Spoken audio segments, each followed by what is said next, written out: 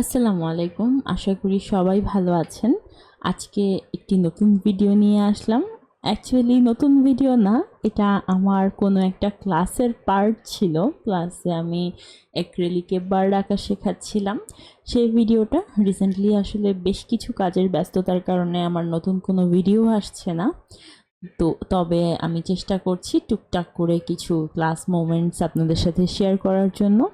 আপনারা সবাই জানেন আঁকিটুকি অফ ফারহিনাতে কিন্তু এখন আর কোনো লাইভ কোর্স আসছে না, আমাদের এখন প্রি রেকর্ডেড ভিডিও কোর্স আসছে, যেটা অনেক দারুণ একটা বিষয় হতে যাচ্ছে, ট্রাস্ট মি। কারণ আমি নিজে প্রতিটা টপিক সিলেক্ট করে করে শ্যুট দিচ্ছি, এবং খুব সম্ভবত এপ্রিল না হয় মে মাসের একদম শুরুর দিকে কোর্সটা লঞ্চ হবে। আশা করি সবাই সেখানে এনরোল করবেন। সো কাজ নিয়ে এখন কথা বলি।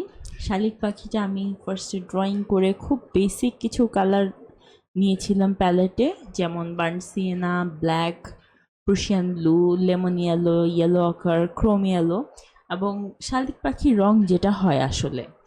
আর প্রথম থেকে আমি ফার্স্ট যেই লেয়ারটা দিয়েছি সেই লেয়ারেই কিন্তু যেখানে যেই কালারগুলো ছিল সেই কালারের ডিটেলসগুলো দিয়ে নিয়েছিলাম, যেন পরবর্তীতে আমার ডিটেলস করতে সুবিধা হয়। অ্যাক্রিলিক কালার করার সময় সবার একটা খুব কমন কমপ্লেইন থাকে যে আপু রং শুকিয়ে যায়, আপনি কিভাবে কালার করেন, ফ্যান কি অফ করে নেন? আমি যখন ক্লাস নেই বা অ্যাক্রিলিকে কাজ করি, আমার মাথার উপর কিন্তু ফুল স্পিডে ফ্যান চলে। এখন রং আমার শুকায় না। প্রথম কথা হচ্ছে, আমি যতটুকু রং প্রয়োজন হয় এর বেশি কালার প্যালেটে নেই না কখনোই। জাস্ট যখন যে কালার যতটুকু আমার লাগবে ততটুকুই। আর অ্যাক্রিলিক কালারে আমি চেষ্টা করি অল্প অল্প করে পানি ব্রাশের মধ্যে নিয়ে তারপরে রংটা তোলার প্যালেট থেকে। এতে করে যেটা হয়, যখন ব্রাশের মধ্যে আমার পানি আছে, একটু একটু করে পানি কিন্তু আমার কালারের মধ্যে যাচ্ছে, এবং রংটাকে অনেকক্ষণ পর্যন্ত ওয়েট রাখতে এটা হেল্প করে। যেমন আমি 1-1.5 ঘন্টাও কালার প্যালেটে কালার রেখে কাজ করেছি, আমার রং ড্রাই হয়নি। আর অবশ্যই চেষ্টা করবেন ভালো ব্র্যান্ডের কালারগুলো ইউজ করার জন্য। যেমন আমি সবসময় নিজের জন্য ক্যামেল ইউজ করি, আর এছাড়া ক্লাসে স্টুডেন্টদেরকে সাজেস্ট করি মন্টমার্টে অথবা ম্যারিস ব্র্যান্ডের কালারগুলো। এগুলোর পিগমেন্টেশন ভালো এবং রং অনেকক্ষণ পর্যন্ত ওয়েট থাকে। আর ওই টেকনিকটার কথা তো বললামই, যে ব্রাশটা সবসময় পানিতে চুবিয়ে তারপর রং নেওয়ার চেষ্টা করি। রং একটু বেশি করেই নেই, না হলে আবার রং পাতলা হয়ে গেলে বা রঙের ঘনত্ব ঠিক না থাকলে দেখা যাবে যে পেপারে ভালোভাবে রং বসছে না। সো সেক্ষেত্রে ওই বিষয়টাও মাথায় রাখতে হবে।